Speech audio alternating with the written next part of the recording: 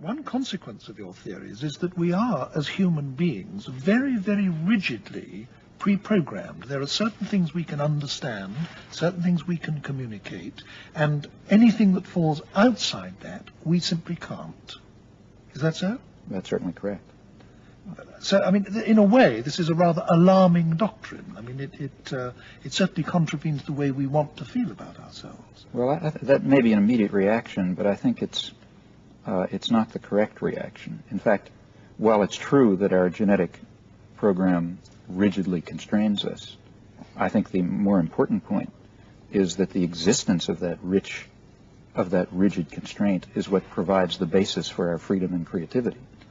And the reason... What you mean, it's only because we're pre-programmed that we can do all the things we can do. Exactly. The point is that if we really were plastic organisms without an extensive pre-programming, then the state that our mind achieves would in fact be a reflection of the environment, which means it would be extraordinarily impoverished. Fortunately for us, we're rigidly pre-programmed with extremely rich systems that are part of our biological endowment. Correspondingly, a small amount of rather degenerate experience allows a kind of a great leap into a rich cognitive system, essentially uniform in a community, and in fact roughly uniform for the species. Which would have developed over countless evolutionary ages through the biological evolutionary process. Right. The basic system itself developed over long periods of evolutionary development. We don't know how, really. But for the individual, it's present. As a result, the individual is capable of, with a very small amount of evidence, of constructing an extremely rich system, which allows him to act in the free and creative fashion, which in fact is normal for humans. We can say anything that we want over an infinite range. Other people will understand us, though they've heard nothing like that before. We're able to do that precisely because of that rigid programming. But short of that, we would not be able to at all. What account are you able to give of creativity? If we are pre-programmed in the way you say, then how is creativity a possibility for us? Well, here I think one has to be fairly careful. I think we can say a good deal about the nature of the system that is acquired, the state of knowledge that is attained. We can say a fair amount about the biological, the basis in the initial state of the mind for the acquisition of this system. But when we turn to a third question, namely, how is this system used? How are we able to act creatively? How can we decide to say things that are new but not random, that are appropriate to occasions but not under the control of stimuli? When we ask these questions, we really enter into a realm of mystery where human science, at least so far, and maybe in principle, does not reach. We can say a fair amount about the principles that make it possible for us to behave in our normal creative fashion, but as soon as questions of will or decision or reason or choice of action, when those questions arise, human science is at a loss. It has nothing to say about them as far as I can see. These questions remain in the obscurity that in which they were in classical antiquity.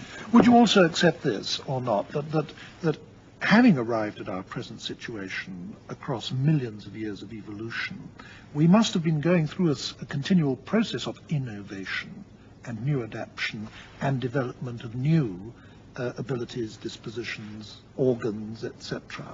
Might we not still be, as it were, plastic at the edges? Might we not still be developing and changing and genuinely evolving, if only on the margin? Well, I think one has to be, again, very cautious here, because while it's true in a very vague sense to say, it's correct to say that the systems that we now have developed through evolution, through natural selection. It's important to recognize how little we are saying when we say that. For example, it is certainly not necessarily the case that every particular trait that we have is the result of specific selection. That is, that we were selected for having that. In fact, there are striking examples to the contrary, or at least apparent examples to the contrary. Say, take, for example, our capacity to deal with abstract properties of the number system. Now, that's a distinctive human capacity, as distinctive as the capacity for language. Any normal human, in fact, down to pathological levels, can comprehend the properties of the number system and can move very far in understanding their deep properties. But it's extremely difficult to believe that this capacity was the result of specific selection. That is, it's hard to believe that people who were a little better at proving theorems of number theory had more children, let's say. That didn't happen. In fact, through most of human evolution, in fact, essentially all of human evolution, this capacity it would have been impossible to know that this capacity even existed. The contingencies that allowed it to be exercised never arose. Nevertheless, the trait is there. The capacity is there. The mental organ, if you like, has developed. Presumably, it has developed as a concomitant of some other properties of the brain which may have been selected. For example, we can speculate, say, that that increase in brain size was a factor in differential reproduction, hence in evolution.